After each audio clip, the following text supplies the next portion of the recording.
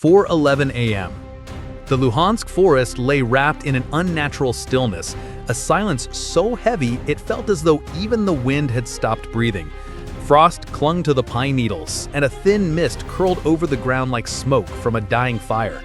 For a heartbeat, time itself seemed frozen. Then, from the east, the silence shattered. The low, guttural roar of engines rolled through the trees like thunder announcing a coming storm.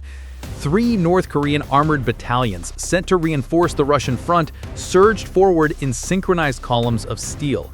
62 tanks, 24 BM-21 Grad trucks, and 40 reconnaissance UAVs swept across the terrain toward a single objective: the Luhansk ammunition depot, the logistical heart of Ukraine's eastern operations. This depot was no mere supply cache. It was the artery feeding the nation's long-range artillery, drone strikes, and frontline resistance. If it fell, the entire eastern corridor could collapse. At precisely 4:11 a.m., the forest erupted.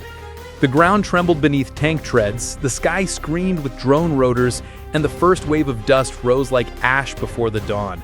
This was not a probing strike, it was a declaration of annihilation, a storm of iron and will.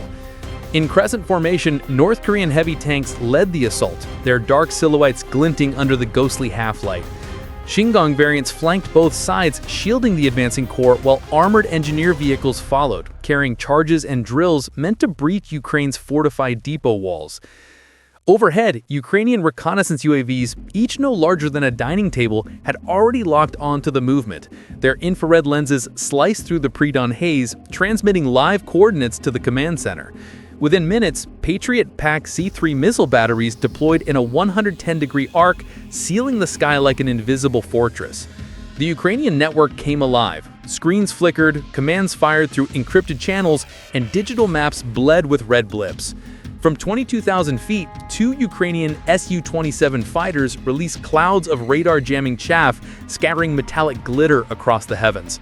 Below, mechanized infantry fanned out along narrow trails, concealed beneath nets and camouflage.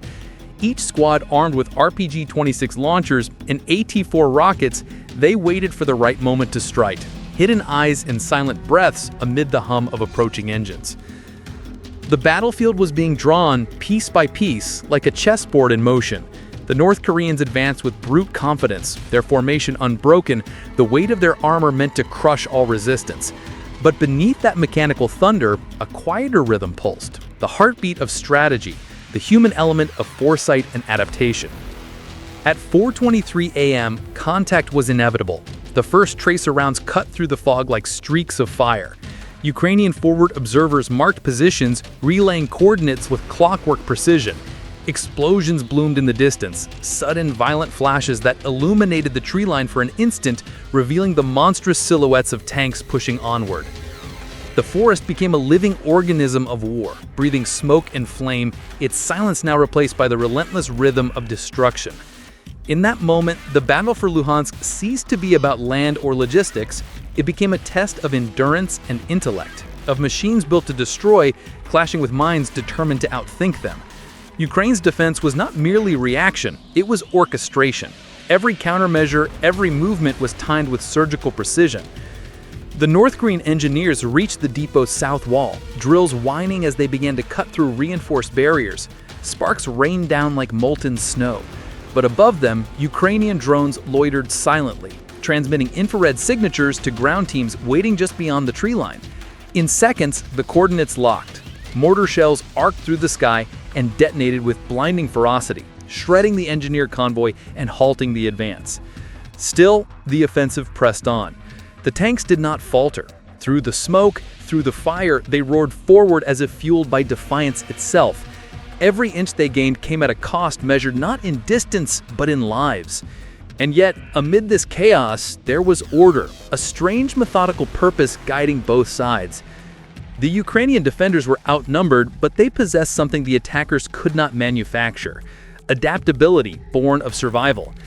Their strategies shifted with the wind, their tactics shaped by every second of unfolding combat. By 4:40 a.m., the Luhansk forest was ablaze with motion, steel clashing against will, technology meeting terrain.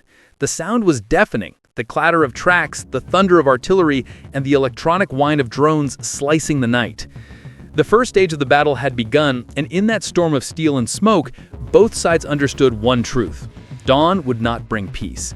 This was the opening act of a larger reckoning, the moment when two different doctrines of war collided, one built on sheer force, the other on precision and resilience.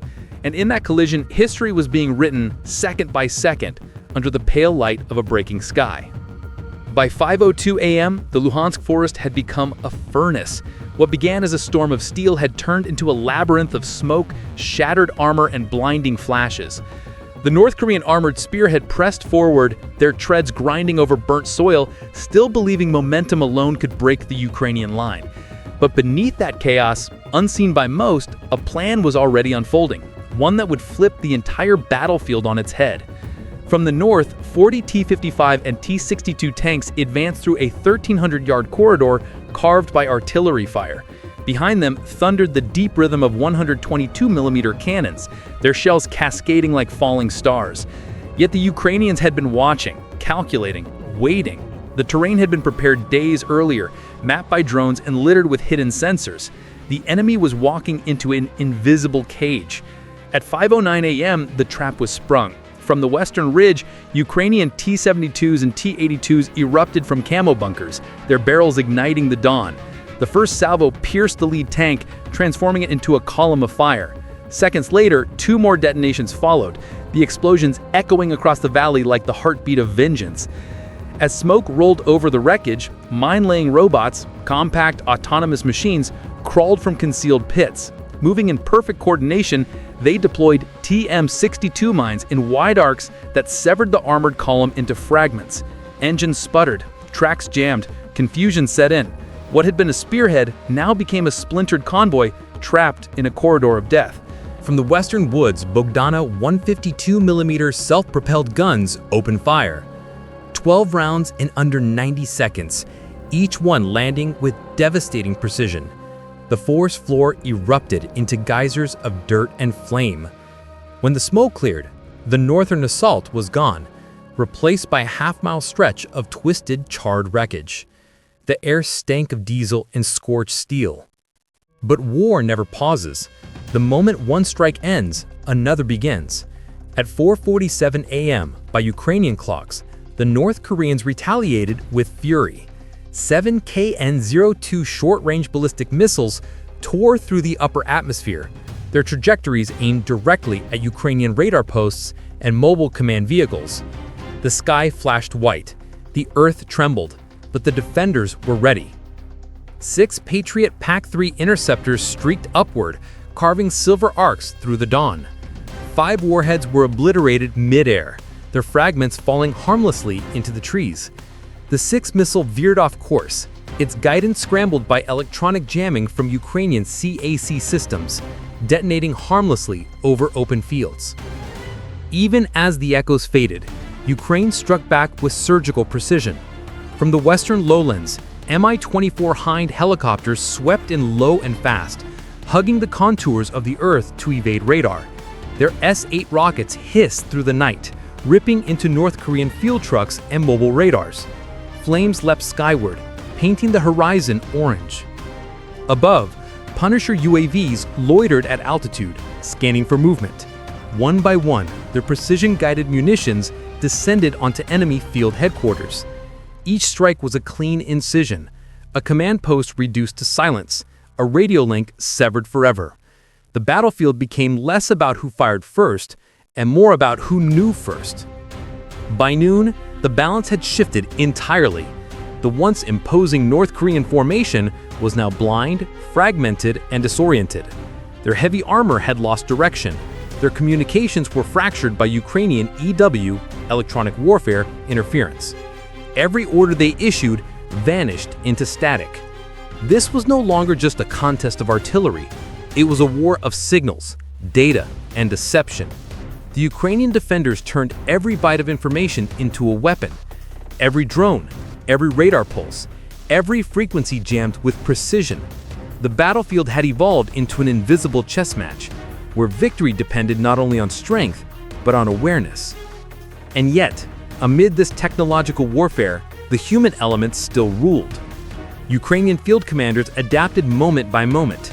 redeploying artillery based on drone feeds, adjusting firing angles through live telemetry, and using terrain to amplify their defense. Where the enemy moved in rigid formation, the Ukrainians flowed like water, reshaping around every strike. By dusk, the North Korean assault had lost its coherence. Convoys burned quietly on the horizon. The echoes of artillery had thinned to sporadic bursts. Ukrainian soldiers, coated in ash and dust, reloaded their weapons in near silence. Victory was forming, not from overwhelming force, but from precision, patience, and a refusal to break. The Luhansk depot stood, battered but alive, its gates scorched but unbroken. Overhead, the last surviving drone transmitted its final feed. Fields littered with wrecks, fires glowing like embers in a dying forge. In the command post, a single phrase echoed across the radio network. Phase 2 complete. They came with armor, we answered with intellect. But everyone knew the night wasn't over. Defeat would not silence the enemy so easily. Somewhere beyond the horizon, another wave was gathering, smaller, faster, and more lethal, the kind that moved on foot, unseen. The forest exhaled again, and darkness returned.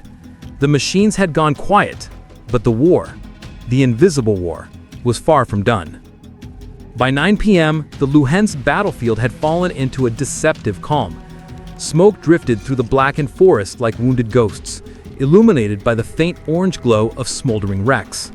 The echoes of artillery had faded, replaced by the brittle crackle of metal burning and the low hum of distant engines. What remained was not silence, but exhaustion, a collective breath drawn by both man and machine after a day that had felt like a century. But the war was not yet done with its final act. At 9:37 p.m., reports reached Ukrainian command. Enemy movement detected in the southern tree line. Small, fast-moving thermal signatures. Too disciplined to be stragglers. 2 platoons of North Korean special forces, roughly 60 men, were slipping through the forest. They carried handheld drones, radar scopes, and wore infrared camouflage that blended them into the night. Their target was clear: infiltrate the depot, destroy the ammunition stockpiles, and vanish before dawn.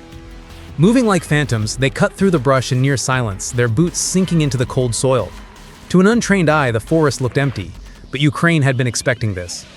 Sensors buried days before had already triggered. AI-assisted patrols mounted on armored carriers equipped with thermal optics were racing through the darkness at 40 miles per hour. Every heartbeat of motion, every whisper of heat on the horizon was tracked and triangulated. At 10:04 p.m., contact. The forest erupted once more, but this time with the fury of precision. Automated mine networks activated, detonating TM-62 charges in crescent arcs that sealed the escape routes. The shockwaves rolled through the earth, flinging dirt and shrapnel into the air. Under the flicker of explosions, the infiltrators found themselves trapped, between fire and steel. Ukrainian mechanized patrols stormed through the smoke, their headlights slicing the dark. The battle was swift, almost surgical. Within 12 minutes, the infiltration had collapsed completely. The forest floor was strewn with the remnants of elite soldiers who had entered as ghosts but left as echoes. The Luhansk depot, still standing, scarred but untouched, had survived its final trial. But victory in war never feels like triumph. It feels like absence, of sound, of certainty, of life. As the adrenaline drained from the veins of soldiers, the human cost began to reveal itself. Ukrainian medics emerged from their shelters, faces pale under the red glow of flares. They moved methodically through the debris, their kits clattering, their hands steady despite exhaustion. And then something remarkable happened. Amid the smoke and ruin, they began to treat not only their own, but the enemy. Wounded North Korean soldiers, their uniforms torn and burned, were lifted onto stretchers beside Ukrainians. No words were exchanged, none were needed. In the middle of a war that had turned men into shadows, compassion flickered like a dying but defiant flame. Above them, a Mi-24 Hind helicopter hovered, its rotors slicing through the smoky night.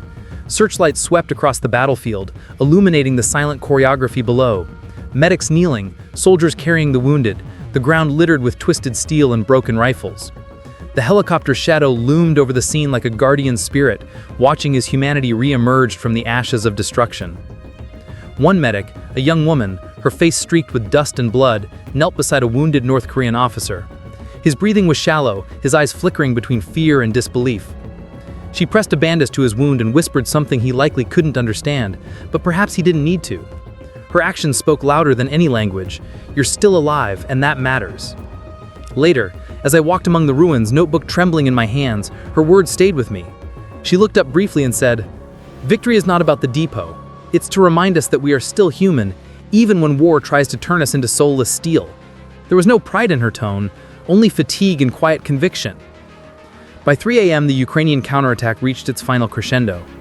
M270 MLRS and Mars artillery systems fired 42 guided rockets in unison. The sky burned white, the air vibrating with the sound of controlled fury. Mobile raiders were obliterated. Ammunition convoys erupted into fireballs that rose 3,000 feet high. The last North Korean command posts collapsed under the weight of precision strikes. Their radio networks went silent. Then came the final push. 8 T-80 tanks advanced through the forest, mine-clearing robots carving a path through the debris, while mechanized infantry followed in tight formation. Above them, Mi-24s rained rockets, and kamikaze drones spiraled downward like swarms of steel wasps. The enemy line crumbled completely. In less than an hour, every stronghold was erased. Over 80 vehicles burned to ash. But amid that inferno, Ukrainian medics returned again, unarmed, unflinching. They walked through fields still glowing red with embers, searching for the living among the fallen. And when they found them, nationality ceased to matter. As dawn approached, the battlefield lay silent once more. The depot stood intact, a scarred monument to both resilience and restraint. Soldiers moved quietly, collecting their fallen, carrying them side by side with their enemies. No cheers, no celebration, just the heavy, deliberate silence of those who had seen too much. When I looked across that landscape of fire and ash, I saw not victory or defeat, but a strange balance, the coexistence of destruction and mercy. Above, the Mi-24 still hovered, its silhouette framed against the gray sky. Below, medics knelt beside wounded men, their hands shaking but steady.